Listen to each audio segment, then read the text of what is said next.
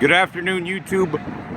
I'm in Vandalia, Butler Township area, and what you are looking at is the Red Roof Inn on Miller Lane. This place has been on the news a lot the last 6 months. They've had a lot of problems with drugs and prostitution and other crimes here. And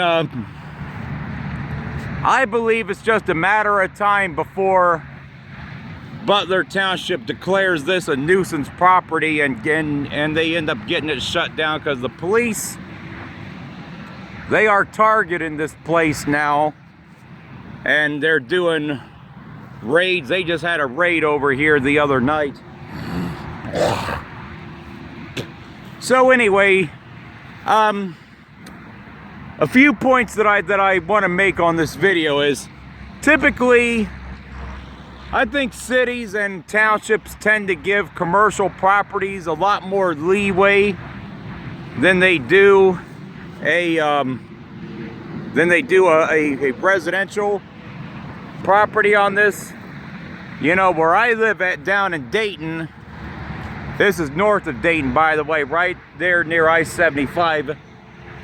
Typically in Dayton, if they declare a property a nuisance like a residential property, they can get it shut down for a year. And if that house is in a bad neighborhood and the house is essentially ruined if nobody can occupy it for a year, then the house is worthless. You know, and also down in Dayton, especially in the so-called protected areas that they want to protect and try and improve the image of, like downtown Dayton, you know, near Miami Valley Hospital and UD South Park, areas like that and so forth.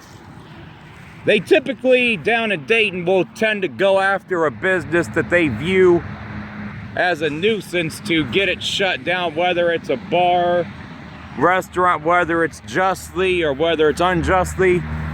They tend to go after them and persecute them, you know, regardless of whether it's the owner's fault or whatever. So I can almost guarantee you guys, if this was in downtown Dayton or near the University of Dayton or South Park, Dayton would be trying to get this place shut down.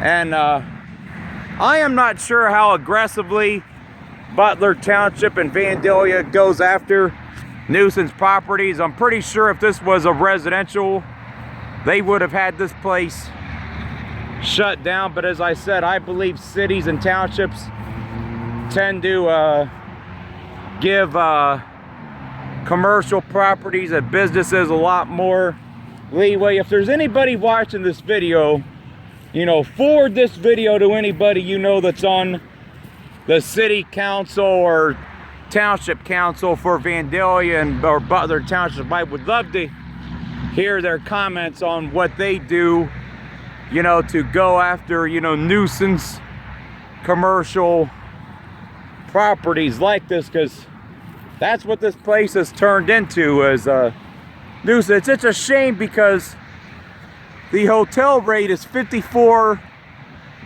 a night, and you know, and there is a need for cheaper hotels, and it's a shame because for some people that do need a cheaper hotel, not everybody can afford to stay in a place that costs $100 or $200 a night.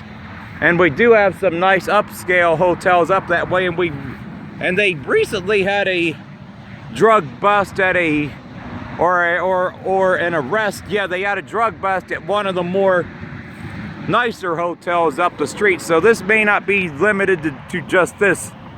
And there have been, you know, reports on the news, as well as other people I've talked to, that said the Miller Lane area is having a lot of problems with drugs and prostitution now. So this looks like it's leading the charge as far as that goes, you know, with the drugs and the prostitution. And you know, that's another reason I think they're gonna get this cleaned up, because the Miller Lane business area, it tends to be pretty nice for the most part. You know, they don't want to have, you know, a property and a business like this that's bringing a lot of crime and drugs into the community. I haven't been over here at night for a little while. Maybe I'll take a night video sometime and see if I notice any prostitutes walking up and down Miller Lane. But I know some people, there was a story on the news yesterday, some people think that the proximity of right there, I-75, and of course I-70 only being about half a mile or a mile away, you know, contributes to, you know, these type of problems, because there is a lot of traffic and people that travel through this area. So, you know, what do you guys think? Do you guys feel that cities and townships, that they're harboring commercial properties and businesses too much versus residential? Because I sure do. Because there's no doubt, if this was residential, or if this was in downtown Dayton or South Park or one of the protected areas in Dayton, they would be moving frantically to shut this place down.